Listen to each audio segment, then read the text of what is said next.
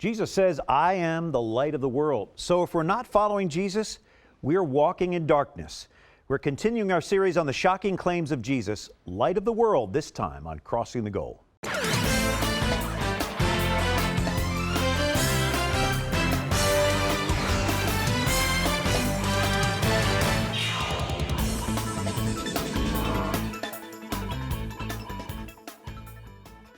We are kicking off our show on the light of the world as we continue the series on the shocking claims of Jesus. And our team, the Men in Black today, Peter Herbeck of Renewal Ministries, Curtis Martin of Focus, the Fellowship of Catholic University Students, and the former All-Pro wide receiver and NFL coach and our coach, Danny Abramowitz. And Peter, with all that black you guys are wearing, by the way, they're nice shirts, but we really need some light. We got to hand it to Danny. Danny, this is part of his design. Yeah. That's right. He's an old coach and he wants us all wearing the same thing. We are talking about Jesus, the light of the world. This is one of the I am passages. You know, there's lots of I am passages. Jesus said, this is who I am. And this is what sets Jesus apart from every other religious leader, religious guru who ever lived, ever existed. Everybody else pointed to saying, there's the light, or follow my teaching, or follow that path. Jesus said, no, it's not over there. It's not in the teaching. It's me. I am the light of the world. And we'll talk about the game plan about what Jesus was referring to. In the world, we have light and darkness. Light is day, dark is night. And then you have light of Christ, which is good, right? Dark of evil, which is evil. Daytime, you have no trouble seeing in daytime, do you? At nighttime, you need to see with a light. The light of Christ shines on us, we can follow the path. Darkness of evil, only one way out, the light of Christ. Mm-hmm. And because we as Christians have come to know Jesus, who is the light of the world, we live in the light. And living in the light, we actually see things differently, just as somebody who lives in the dark would see things differently. In fact, Plato, one of the ancient philosophers, had an allegory of the cave where people lived in darkness and then somebody escaped and went out into the light. And when they came back and tried to share the news of what the light was, the people in the cave hated them. We will be hated because we see things differently. Any of us who have lived in the darkness, no, you don't want to stay there. We need the light of the world. We have a game plan with Peter and Curtis next here on Crossing the Goal.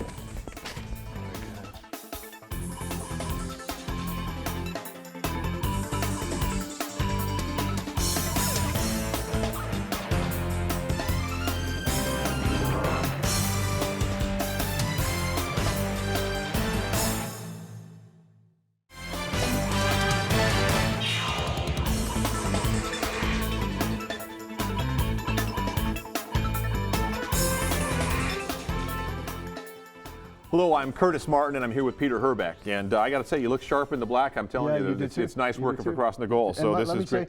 Little Plato reference to open the show, very impressive. Thank you, thank you. I was like 20 years old before I realized that wasn't something you played with, but Plato. But anyway, we are talking about some of the shocking statements of Jesus. And as Peter so well said at the beginning, this is a Jesus claim, not that there is light in the world, and not that he has taught us light, but that he is a light. This is what he says in John chapter 8, verse 12. I am the light of the world.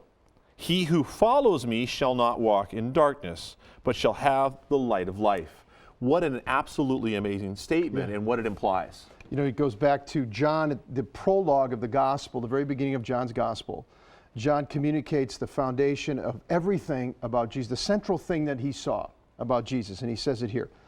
Verse 4, in him was life, and that life was the light of men.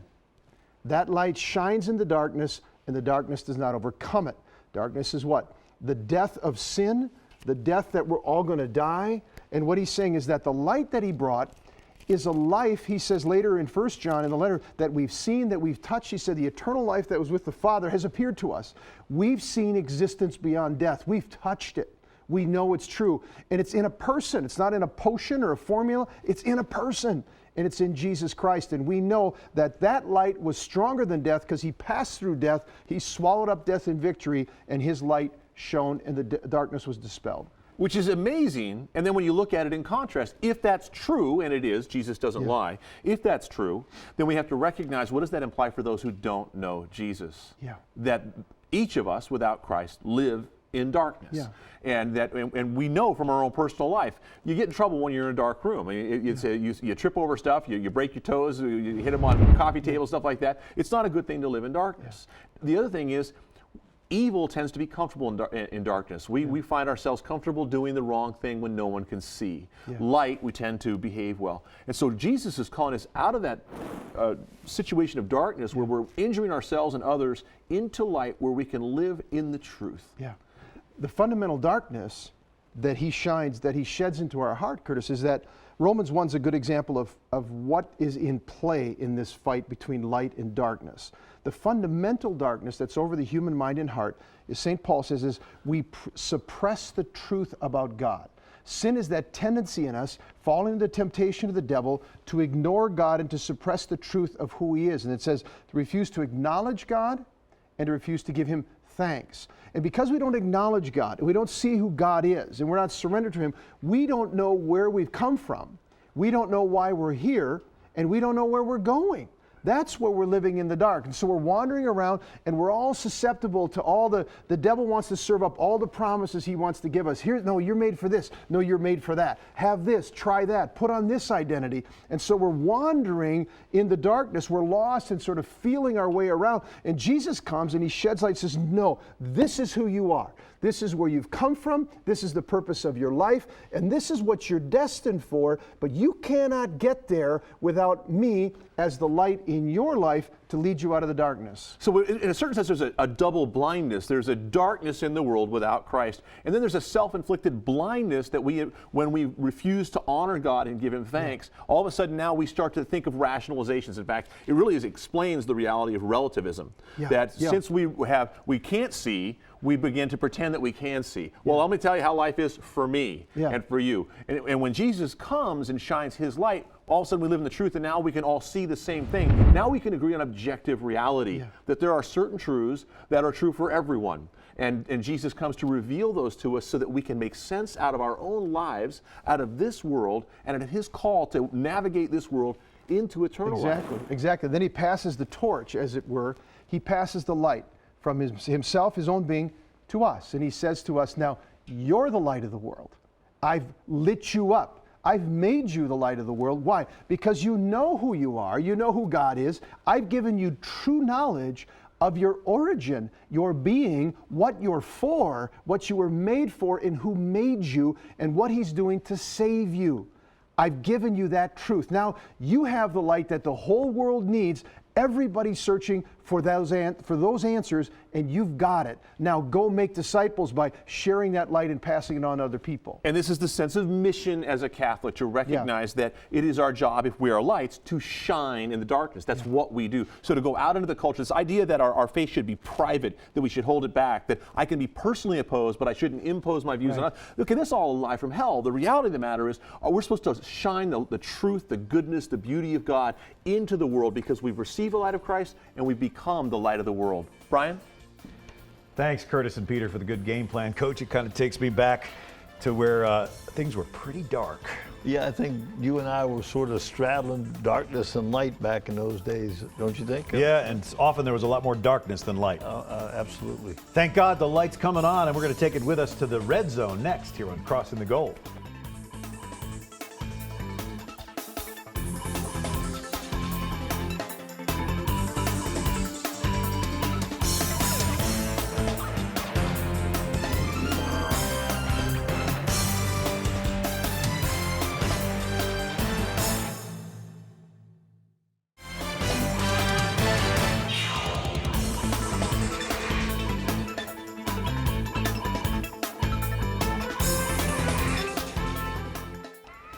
We're in the red zone now. I am the light of the world. We're talking about the shocking sayings of Jesus. And if we go to Psalm 139, Coach, we read about the light. Yeah, this is one of my favorites. It says in verse 11, I say, let only darkness cover me, and the light about me be night. Even the darkness is not dark to you. The night is bright as the day. For darkness and light, for darkness is as light with you. I can relate to this. Back in my 20s and 30s, I was sort of, as I mentioned up there before, straddling the dark and the light. and I wasn't totally in darkness. Twilight, as you mentioned in the conversation, I was trying to keep my foot with the light, which is in Christ and His church. But I was so profoundly overcome by all the glory and all the things that were happening in my professional life that it was overweighing the light. And eventually, when you stay long enough in the darkness, darkness prevails because you're not calling on the light. I was calling on myself. It was all about myself. And finally, darkness overcame and despair started setting in. And I didn't know where to turn but one place, Curtis, to light. Yeah. And when I turned to the light and says, Lord, come in, He says, I've never left you. I've been here all the time. You just have not asked for the light. Yeah. And once I did that, I asked for the light, my life started changing in incremental stages. Yeah, and here Jesus, this passage, you made me think of John chapter 3. And Jesus says, and this is the judgment. And His judgment, what He sees about the condition of the world, He said, the light has come into the world, but men love darkness rather than light because their deeds are evil. You know, and so you have the condition of the world. We have a set of people, some people in the world who just say, look, I'm my own light. I don't need any light from anybody. All right? I got life figured out. I don't need religion. I don't need any God or your Jesus. Forget it. All right? I got all the light I need. That person's in total darkness. That's a creature who thinks he's God, and that's about as dark as it gets. That's nuts. But then there's us, you know, who are sometimes in the twilight, like you're saying, where we believe the light, but we still think we can handle some of the darkness, like our pet sins, you know, or the things that our affection that we have for things that we know the Lord wants us to let go of, but it's hard for us to let go of them. And we end up living in the twilight a little bit instead of coming into the full light of you know, saying no to whatever the darkness is there and everything that Jesus wants us to do. I think that's our bigger challenge for all of us, you know. And we have to recognize our destiny. Our destiny is to be either with God forever or to be apart from Him forever. And to be with Him forever, the Scriptures tell us He lives in unapproachable light, that we have to recognize it's not going to be like a little bit of light or a little more light. It's going to be a radiance that will shine. And if we don't become comfortable in that environment, we will actually find ourselves running almost like a cockroach does when you turn the lights on. you scramble. Because we will prefer the darkness. Why? Yeah. Because we've held on to those evil things inside of us, as you said, and we're going to have to choose in an instant when the light comes on. Do I want to hide or do I run to the light? Yeah. And what is that orientation in the heart of hearts? Yeah, that's And a a very little good point. exercise you can actually do to demonstrate that is be in a completely dark room and go out into the sun, and you can hardly stand it. Yeah. But after you're in the light and you live in the adjust, light, yeah. you love it. It's beautiful. Yeah. We got to be careful when we start talking about the darkness. I didn't jump right into drinking and become an alcoholic. It was a little drink here, a little drink, then more, and then more, and then more. Then it prevailed. It took over my life. Same thing out here. I bet a lot of people don't just jump right into pornography. They go in, they do a little bit, they dabble in the darkness. Next thing, it grabs them. So it's not like immediately darkness comes in. I guess it Sure. could happen, but I don't think it happens that way. Yeah. And then when we start dabbling more in the darkness, we leave the light because we're embarrassed. We don't want the light. Yeah. We want to. We have shame. We have shame. Yeah. We got shame. Plus, Guilt. we like the darkness. Right. A lot of the darkness feels pretty good. Yeah. We think. Nobody's going to judge us. No one's going to judge. I'm not hurting anybody. And then next thing I know that we're trapped, and then we wake up and say, I am the most miserable person in the world. And I think we have to have a certain sense of compassion for those who are in the darkness and recognize that the transition back to light, as you hinted, Brian, isn't a comfortable transition. Once you make the transition, it's wonderful, but that initial transition can actually be painful and overwhelming. Light, when you've been living in darkness, light is initially blinding. And then, but once you've made the transition, we recognize, no, it's because of light I can see everything. But that moment in between is very difficult, and we have to recognize that they really need to hear the gospel of God's love and mercy before they hear all the teachings, or at least they need to hear that very clearly as they're hearing His teachings. Because really the word we have to speak to those who are trapped in darkness is there is a God who is rich in mercy, who loves you profoundly, and is calling you to be with Him. And it shouldn't be too hard for us to have compassion for anybody else, because Jesus said, men prefer darkness to light. You're a man, right? Yeah, You're a man, I am. I'm a man. I mean, what too. Jesus is diagnosing the sin-sick condition of Peter Herbeck's heart, really what's going on. And we've talked this week sometimes about how sobered we are by our own attraction and affection for sins and things that God doesn't want us to do. Even we may not end up doing those things, but it's still alive in us at a certain, it's not dead yet, you know what I mean? There's still a dimension of us that's attracted to the dark. And it's a battle. It's a battle to stay into the light, isn't it? I mean, I think it's important in this is a discernment of spirits. yeah, Because a lot of times darkness comes upon like it's light. yeah. It tricks you. We have to discern, and we have to bring the light into our life so we can discern properly. Because a lot of times it comes like, this is a good thing. Yeah. This is not harmful to you. And listen, is that the devil speaking, or is that Christ the light speaking? Yeah. The discernment is very, and we have to be in a mode of meditation and prayer, and be around like-minded Christian Yeah. fellows to Here's be an able example. to help you. It can sound a little out there, but an example of the darkness that can come on to mind when you think you're doing well. Look at how many, we know the whole abortion story in the United States, 52 million, and the rationale that says, you know, it's actually good for the child somehow, or that it's better for us if this child should die. Somebody's got to die in order for life to work better for me and for everybody else, and it's for the good of everybody involved, which is really a big lie. And that same lie gets spread across all kinds of things like embryonic stem cell research. Well, if we're all going to, if we don't want Danny to suffer from Alzheimer's and have to suffer from all that stuff, well, somebody's got to die so you can be happy, and so you can, and it's a good thing for us to do that. It's a good thing for something to be, and you know what I mean? So we get blinded, and that's the darkness of really serious sin, that we think we're doing a good thing. I almost want to also say, though, that for those that are living in the twilight who recognize, I mean, we're sitting here with very snappy black shirts, there's no doubt about it, but to look, you can almost look at a heart as a house filled with rooms, and we're religious guys, so the front room is pretty put together. Yeah, And yeah. But there are, in our hearts, there are closets and back rooms filled with junk. We are still broken men who are trying to, and Jesus is coming to visit. He's not just going to want to sit in the front room. Yeah. He's going to want to go back and say, what do you got in here? And Yeah. so wherever you Yeah. are in your life, it's can you open up the next room or that closet and say, Jesus, this is yours too. Whatever's in there that doesn't please you, just Yeah, take it that's really away. good. Because we've got to have undivided hearts. But I speak to somebody who still has a divided heart. Yeah, that's really good. Well, and the light that we talk about, Coach, you brought in discernment. We have to shed light on these dark or twilight issues. And I love what you said, Peter, about accountability. I know that if I'm willing to share something that I'm thinking might be good for me or someone else with an accountable partner, that person can really see things much brighter than I can sometimes, because I kind of live in my own shadow. And I think that's why we have a good rapport, that we do bring things up to one another, and sometimes it's not the most pleasant thing to hear sometimes, but it is that we know each one of us care about the other person, and we're going to tell that person the truth. We're a little bit like our cars. We got blind spots. And so we need a friend to be able to say, watch Exactly. out, there's something in your blind spot. Yeah. All right, we're going to go to the email Look out, bag. there's a truck. We got an email from Jaws, Nigeria, and we'll get into the email bag. And these guys will get the last word on the light of the world in the end zone next on Crossing the Goal.